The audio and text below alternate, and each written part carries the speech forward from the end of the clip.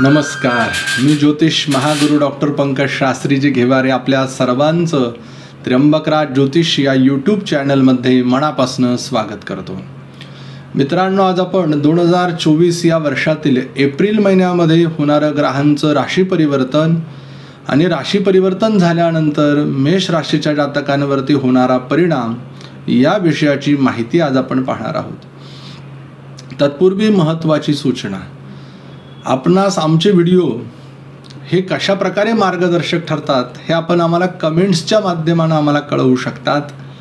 याचबरोबर आमच्या चॅनलला सबस्क्राईब करा, लाईक करा, बेल आयकॉनचं बटन दाबा, जास्तीत जास्त व्हिडिओला शेअर करा. याचबरोबर मित्रांनो, आपल्या काही समस्या असेल, आपल्या जीवनात येणाऱ्या काही अडचणी असेल, आपल्याला यांवरती मार्गदर्शन पाहिजे असेल तर आपणास योग्य आणि व्यवस्थित असं मार्गदर्शन हे माझ्याशी बोलून नक्की आपणास मिळू शकतं. खाली रीलवरती पट्टीवरती नंबर आहे, त्यावरती आपण संपर्क करा.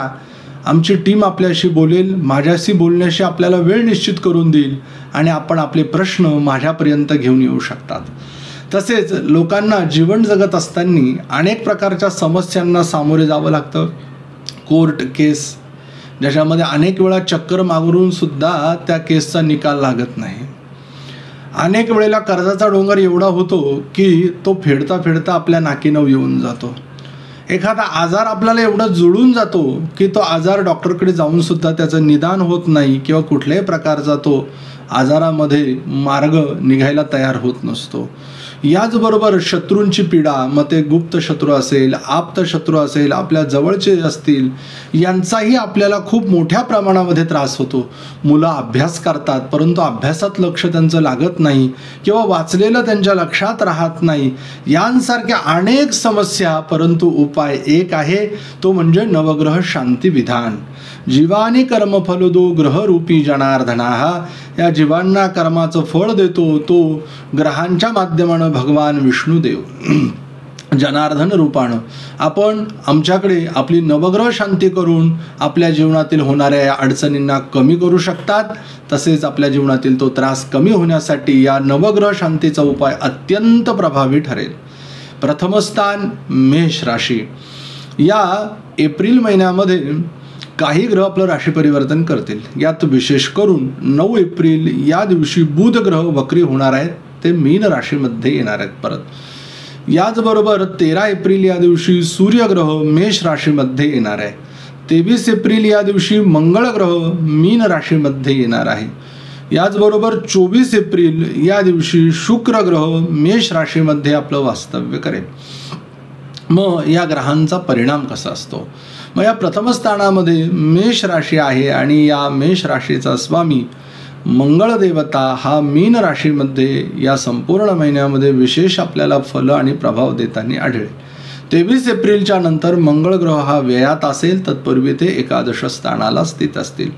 लग्नेश त्यातल्या त्यात मंगळ हा जर व्ययामध्ये गेला तर डोळ्यांची पीडा, रक्ताचे विकार, स्किनचे आजार, याचबरोबर डोक्याला जास्त त्रास होणे, मानसिक टेन्शन होणे, याचबरोबर छोट्या छोट्या मानसिक एखाद्या विषयावरनं प्रश्नावरनं आपल्याला एखाद्याशी वादविवाद करावा लागू शकतो.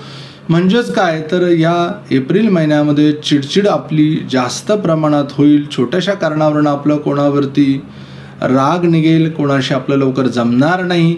तर आपण शांतता ठेवायची आहे, ही गोष्ट सगळ्यात महत्त्वाची लक्षात घ्या. म्हणजेच काय तर गोड बोलून आपल्याला आपले कामं पूर्ण करून घ्यावे लागतील.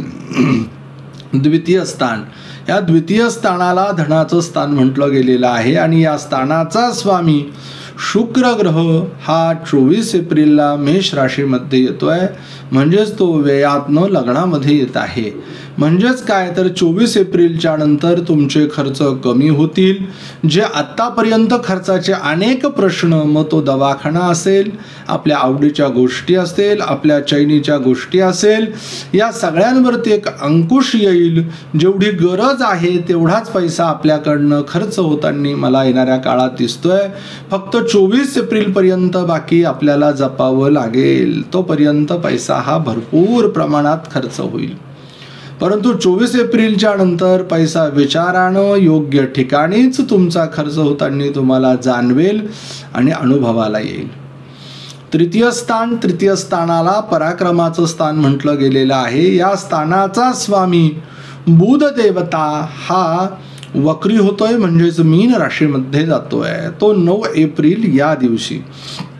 मग ज्या वेळेला पराक्रम स्थानाचा स्वामी हा जर व्ययामध्ये असेल तर आपल्या बहिणीला भावाला परदेशामध्ये नोकरी लागते किंवा राहतं गाव सोडून दूर जाऊन त्यांची प्रगती येणाऱ्या कालावधीमध्ये अत्यंत चांगली दिसते. तसेच आपल्या बहिणीला भावाला परदेशामध्ये जाण्याची संधी, तिथून अर्थार्जन करण्याचा योग आणि आपल्याला ते मदत करतील याचा अनुभव, याचा प्रत्यय मेष राशीचे लोक या एप्रिल महिन्यामध्ये मला घेताना दिसत आहेत. चतुर्थ स्थान याला सुखस्थान असं म्हणतात. या स्थानावरून आपलं सुख बघितलं जातं. याचबरोबर मित्रांनो, या स्थानाचा जर आपण विचार केला तर मेष राशीच्या लोकांना या एप्रिल महिन्यामध्ये नवीन वास्तू घेण्याचा योग आलाय, नवीन वाहन घेण्याचा योग आलाय, त्याचबरोबर चांगल्या ठिकाणी जमीन जागा घेण्याचा सुद्धा योग आहे. फक्त व्यवहार करत असताना विचारपूर्वक करा आणि समोरचे लोक आपली फसवणूक करत तर नाही ना, यासाठी एखाद्या चांगल्या वकिलाची गरज तुम्हाला व्यवहार करताना पडेल. पंचम स्थानाला संतती स्थान म्हटलं गेलेलं आहे. याचबरोबर हे शिक्षणाचंही स्थान आहे. या स्थानाचा स्वामी सूर्य देवता हे मेष राशीमध्ये 13 एप्रिल या दिवशी येत आहे, म्हणजेच ते लग्नामध्ये येत आहे. पंचमेश लग्नामध्ये येणं म्हणजे आपले शिक्षण पूर्ण होणं, सरकारी नोकरीचे मार्ग आपल्यासाठी उघडे होणं, याचबरोबर स्पर्धा परीक्षेसाठी आपण तयारीला लागणं, MPSC UPSC परीक्षेसाठी दूरदेशी अभ्यासासाठी आपण जातो. हे गेल्यानंतर तिथे आपल्याला एक चांगले लोक मिळतात, एक चांगलं गाईड मिळतं, एक चांगलं मार्गदर्शन मिळतं. यामुळे आपलं शिक्षणामध्ये यश ही येण्याचे चान्सेस वाढून जातात. फक्त राहतात ते आपले कष्ट आणि ते जर मिळाले तर विजय नक्की मेष राशीच्या लोकांचा आहे. संततीच्या बाबतीत जर म्हणाल तर मेष राशीचे जातक या महिन्यामध्ये संततीसाठी प्रयत्न करू शकतात किंवा चान्स घेऊ शकतात. बऱ्याच लोकांनी डॉक्टरी इलाज झालेला असेल, याचबरोबर काहींनी दैवी उपाय, आध्यात्मिक उपाय, भौतिक उपाय सगळं उपाय करून झालेत गुरुजी, परंतु आमच्या या कार्यामध्ये आम्हाला यश येत नाहीये, काय करावं? तर तो जो योग होता तो पत्रिकेत आतापर्यंत आलेला नव्हता किंवा तयार झालेला नव्हता. परंतु मेष राशीच्या लोकांना डॉक्टरी इलाज असेल, दैवी इलाज असेल, या महिन्यामध्ये लाभदायक ठरतील. त्यांची मनोकामना ही परिपूर्ण होईल. याचबरोबर षष्ठ स्थानाला रोगस्थान म्हटलं गेलेलं आहे. या स्थानाचा स्वामी बुध देवता हा वक्री म्हणजेच व्ययामध्ये विपरीत नावाच्या राजयोगामध्ये जाऊन तो स्थित होतो आहे. त्यामुळे मित्रांनो, आजार तर वाढेल परंतु त्याला मार्ग सुद्धा 100% मिळणार आहे. नोकरीसाठी परदेशात जाण्याची संधी किंवा पर तालुक्यामध्ये, पर गावामध्ये किंवा आजूबाजूला आपल्याला बँगलोर सारख्या ठिकाणी, पुण्यासारख्या ठिकाणी, मुंबईसारख्या ठिकाणी एक चांगली संधी मिळणार आहे. आपले मित्र परिवार पूर्वी आपल्यासाठी काही त्यांनी मदत केलेली असेल, म्हणजेच एखाद्या कंपनीला आपल्याला जॉब लागावा यासाठी ॲप्लिकेशन आपण दिलं होतं मित्राद्वारे, त्याचा होकार येईल. म्हणजेच आपल्या पगारामध्ये वाढ, नोकरीमध्ये स्थिरत्व, तसेच आपल्या मातुल घराण्यापासनं दूर जाण्याचे योग, म्हणजे त्यांच्याशी काहीतरी छोटा मोठा वादिवाद संभवतो. मग मातुल घराण्यातील कोण? मामा असेल, मावशी असेल. म्हणून यांच्याशी बोलताना 10 वेळेला विचार करा. कुठल्याही प्रकारचा आर्थिक मोठा व्यवहार करू नका, जेणेकरून तुम्हाला मानसिक त्रासाला सामोरे जावं लागणार नाही. सप्तम स्थान या स्थानाला वैवाहिक सुखाचं स्थान म्हटलं गेलेलं आहे. इथे तुला राशी विराजमान आहे. स्वामी शुक्र देवता हे 24 एप्रिलला मेष राशीमध्ये येतील. म्हणजेच काय तर विवाहाचे योग, विवाहाचे द्वार मेष राशीच्या लोकांचे येत्या 24 एप्रिलला उघडण्याचे योग आहेत. मनासारखी वधू, मनासारखा वर आपल्याला मिळण्याचे योग आहेत. याचबरोबर समोरच्या आपल्या लाईफ पार्टनरचं शिक्षण चांगलं झालेलं आहे, त्याला चांगल्या ठिकाणी नोकरी आहे, बऱ्याच वेळेला आपल्याला मनासारखा जोडीदार मिळत नाही. एक तर त्याचा आपल्याला स्वभाव आवडत नाही, तो दिसायला आवडत नाही, याचबरोबर शिक्षणामध्ये कमतरता असते. त्यामुळे अशा अनेक स्थळं पाहून झाली आहेत गुरुजी. कुठेतरी हे थांबायला पाहिजे. तो थांबण्याचा वेळ आणि टाईम जर काही म्हणाल तर तो 24 एप्रिल आहे. लग्न जमण्याचे योग अतिशय उत्तम मेष राशीच्या लोकांचे या एप्रिल महिन्यामध्ये आहे. अष्टम स्थानामध्ये वृश्चिक राशी आहे. स्वामी मंगळ देवता आहे. 23 एप्रिलला आपली राशी परिवर्तन करून ते मीन राशीमध्ये येतात. अष्टमेश वयात गेलाय. विपरीत राजयोग आहे. त्यामुळे अचानक आता याच्यामध्ये 2 प्रकार येतात. अष्टमस्थान हे आकस्मिक धनलाभाचं स्थान आहे, पण बऱ्याच वेळेला अष्टमेश वयात जाणं म्हणजे दैव नेतं आणि आपलं भाग्य नेत असतं. म्हणजे देवानं दिलं पण भाग्याने नेलं, म्हणजे तुम्हाला सांभाळता आलेलं नाही. धन मिळालं परंतु ते तुम्ही व्यसनाच्या आहारी जाऊन, चुकीच्या संगतीच्या लोकांच्या आहारी जाऊन तुम्ही त्यांच्या आमिषाला बळी पडला आणि हाताने कर्जबाजारी होऊन गेला. असं जर होऊ द्यायचं नसेल तर संगत बदलावी लागेल. कोणाची कोर्टमध्ये केस असेल, याचबरोबर कोणाचे मित्र हे व्यसनी असतील तर मेष राशीच्या लोकांना माझं सांगणं आहे की अशा लोकांपासून आपण दूर राहिलेलं कधीही चांगलं. शक्य असेल तर मेष राशीच्या लोकांनी रुईची म्हणजेच मंदार वृक्षाची सेवा करावी. पांढऱ्या रुईला हळदी कुंकू अक्षदा याचबरोबर 7 प्रदक्षिणा आणि एक लाल रंगाचं फूल वाहायचं आणि प्रार्थना करायची त्या रुईच्या वृक्षाची. आपल्या जीवनातील अडचणी, आपल्या जीवनातील संकट हे 100% कमी होतील. म्हणजेच आपल्याला येणारं धन हे चुकीच्या मार्गाला जाणार नाही, आपण फसणार नाही.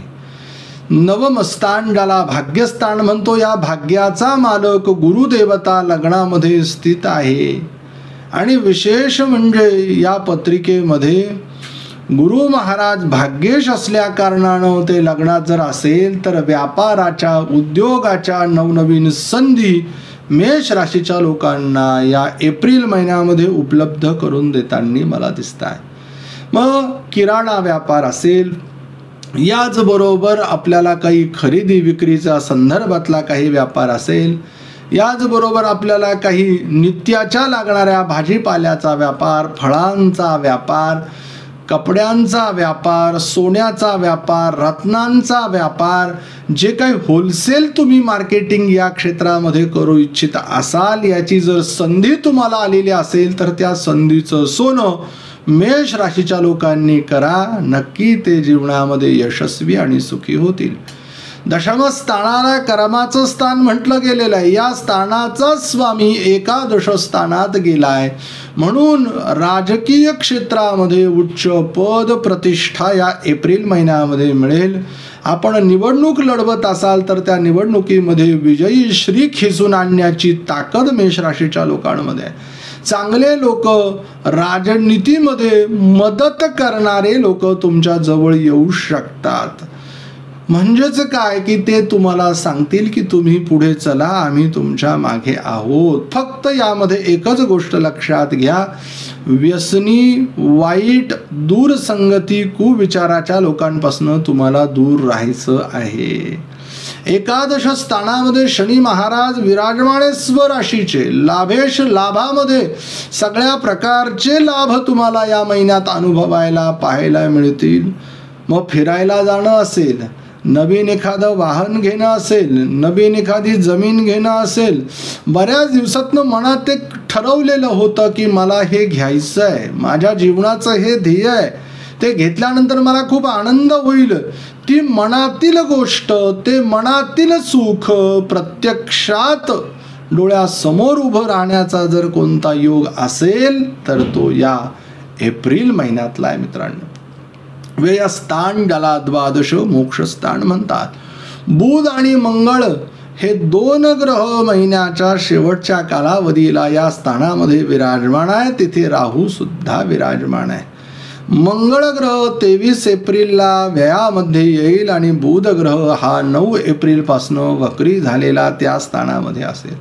या स्थानाचा स्वामी लग्नेश देवता हा लग्नामध्ये विराजमान झालेला आहे. बघा, लग्नेश मंगळ व्ययात आणि व्ययेश जो काही आहे गुरुग्रह तो लग्नात आलेला आहे. म्हणजेच पत्रिकेमध्ये इथे राहूने जर या मंगळाला ग्रस्थित केलेलं आहे तर मारामारी असेल, याचबरोबर कोणाशी भांडण असेल, कोणाशी वाद असेल, अग्नी असेल, यापासनं तुम्ही जपून राहा असं ज्योतिषशास्त्र मेष राशीच्या लोकांना एप्रिल महिन्याच्या बाबतीत सूचित करतं. आपल्यासाठी शुभ अंक 1 आहे. आपल्यासाठी अशुभ अंक हा 3 आहे.